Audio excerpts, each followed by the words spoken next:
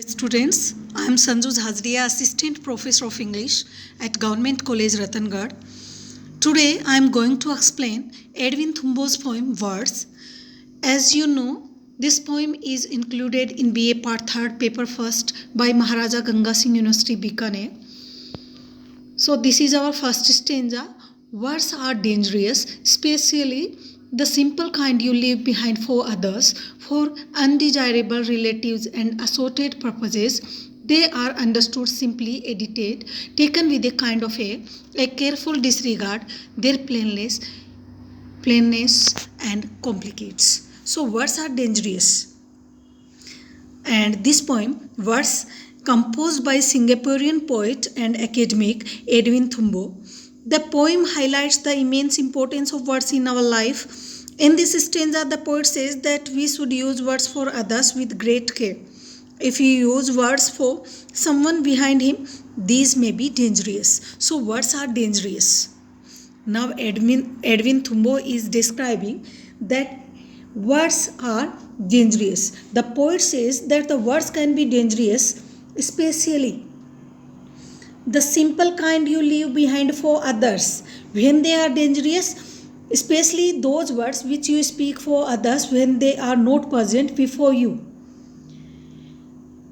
Okay, so because such word for undesirable relatives and assorted purposes. Why they are dangerous?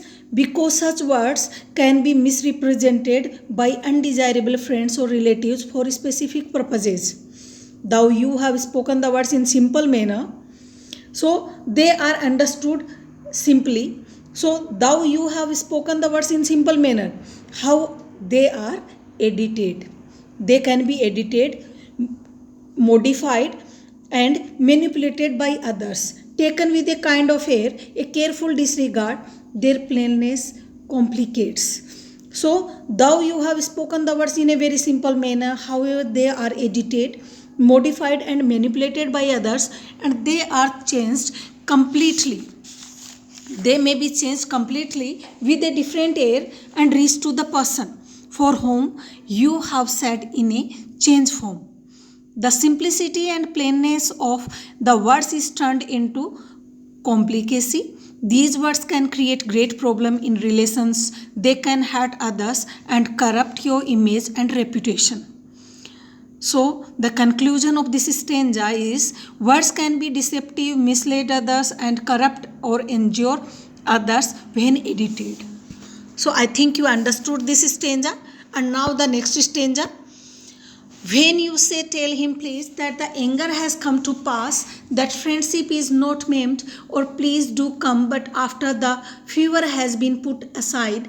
When you mean to be polite, careful, explicit, considerate, circumspect, adopting the proper tone, you are likely to be quoted as saying, he won't.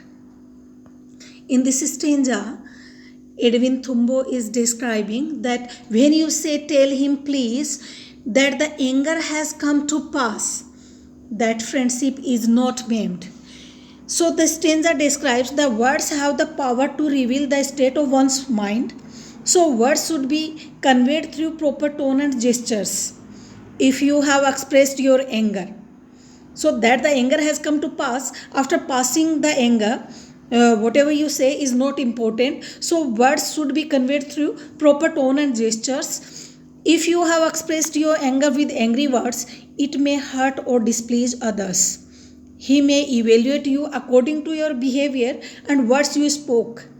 However, later when your anger disappears, when you say tell him please that the anger has come to pass, means after passing your anger, so later when your anger disappears and you return to your normal state and say, and when you tell others to forget your anger and that the friendship is not maimed, maimed means affected. So when later you say that friendship is not affected by the angry words, please do come after the fever has been put aside. When you are coming after your fever, means your anger has been put aside. When you mean to be polite, when you want to become polite, when you are polite, careful, considerate, explicit, and considerate and circumspect means when you are polite, considerate, and sagacious and honestly adopting your natural way of talking, adopting the proper tone, you are likely to be quoted as saying he won't. Means you may be regarded as a cunning or a person of affectation. Here the poet means to say that words put great effect upon others. Words once spoken can never be taken back. So we should always be careful while speaking words. So I think you understood the second stanza, and now the last stanza.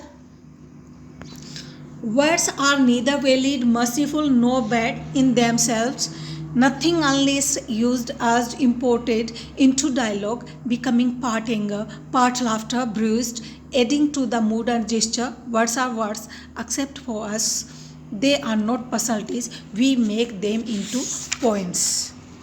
So, words are neither valid, valid means legal. Words are not legal, are neither legal. So the poet says that words are simply words. Okay, words are neither valid nor neither legal, nor merciful, nor bad, nor good in themselves. In themselves, they are neither good nor bad, nothing unless used as imported into dialogue. Means poet wants to say that words are neither valid nor legal nor merciful nor bad or good in themselves. They are good or bad only when they are used with a tone and in dialogue form, and they have their importance. They are nothing till they are not used, becoming part anger, part laughter, bruised, adding to the mood and gestures. So, when words are spoken collectively in a meaningful and dialogue form, they have their importance. They are nothing till they are not used. Words are nothing unless communicated in the form of dialogue along with gestures and mood. Words show their importance when are used to laugh or make angry others.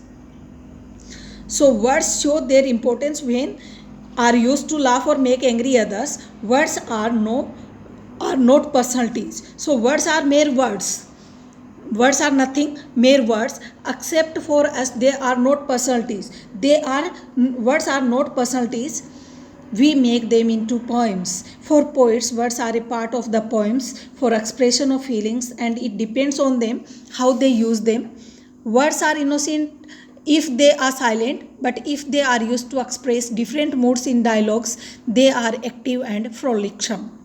So conclusion of this stanza is the poet discusses the nature of words.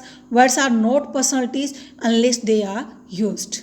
So I think you understood this stanza and you enjoyed this explanation of the poem, and thanks for watching this video.